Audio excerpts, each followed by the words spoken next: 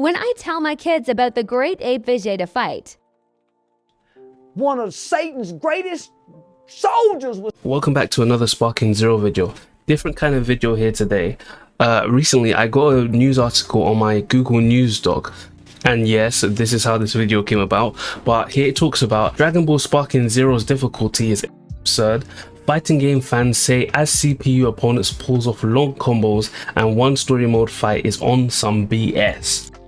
I thought maybe this was an isolated incident. Maybe it was just a classic journalist gamer who kind of just plays games on the side and just couldn't really play the games. Then I went over to the gamer and I found a similar article. Sparking Zero players already think the game is way too hard.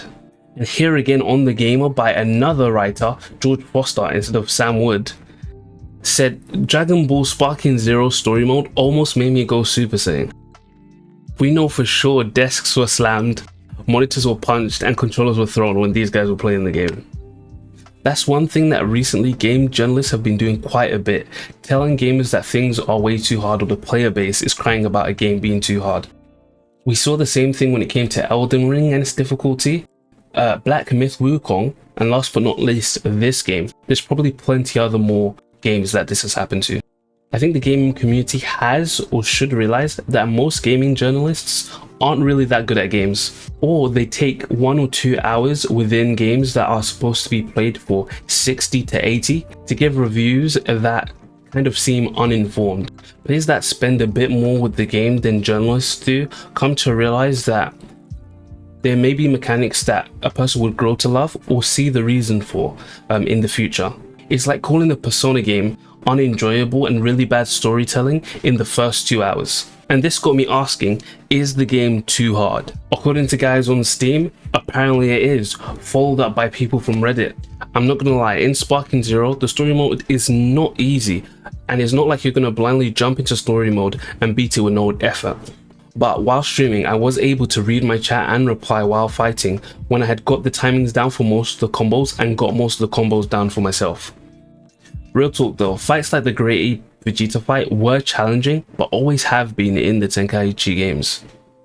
Especially when you take into account their armor and not being able to knock them around whether you're in Sparking mode or if you're not high enough Super Saiyan at the time. So honestly, it did take a couple of times, but when focusing on things like using staggers during the surge, smashing them away, and also clashing the blasts with my Kamehamehas, it was possible to beat the CPU. One thing people don't get about the story mode in the game so far is that it's supposed to train you out for the different styles of play that you'll verse if you play online, and also for the later game fights when you're doing the story itself. For example, Vegeta and Rose Black have a high amount of ki blasts in the fight, allowing you to focus on range deflex and that mid-range style of battle. The Kid Buu fight that happens later on is absolutely relentless when it comes to close combat, allowing you to train up the timings for those transmissions and the Z counters. This also continues in the Goku / Zamasu fights, where they just relentlessly go for your back, making sure that you have to counter them with the Z counter. You could brute force some of these fights by sticking to what you're good at, but you would eventually have to retry these over and over again. But you get the idea. Bandai Namco really wanted to drum home the idea that you weren't going to make it through this game just by learning punching, ki blasts and blocking here and there. What I honestly do think was super tough though was trying to get those alternate endings depending on what the trigger thing was.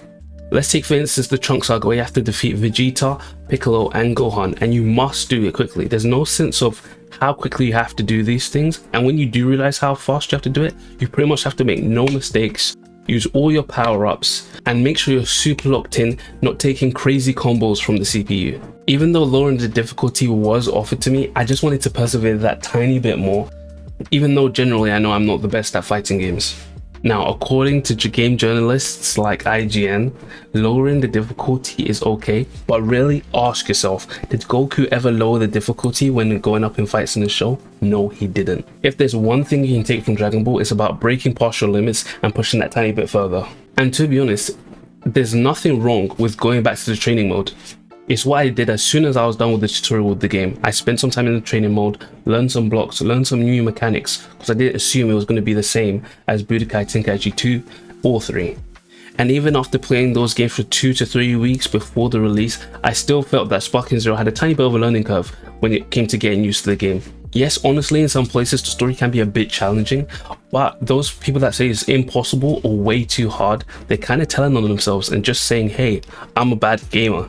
Alright, this was a quick little rant. Normally I don't even make videos this fast, like back to back. Yeah, normally there's a month between when I release videos, but this one kind of piqued my fancy, and I'm just really enjoying the whole Sparking Zero community and the YouTube videos that are coming out from it. But yeah, other than that, follow what you want to follow, and yeah, have a good rest of your day or night. Alright, peace.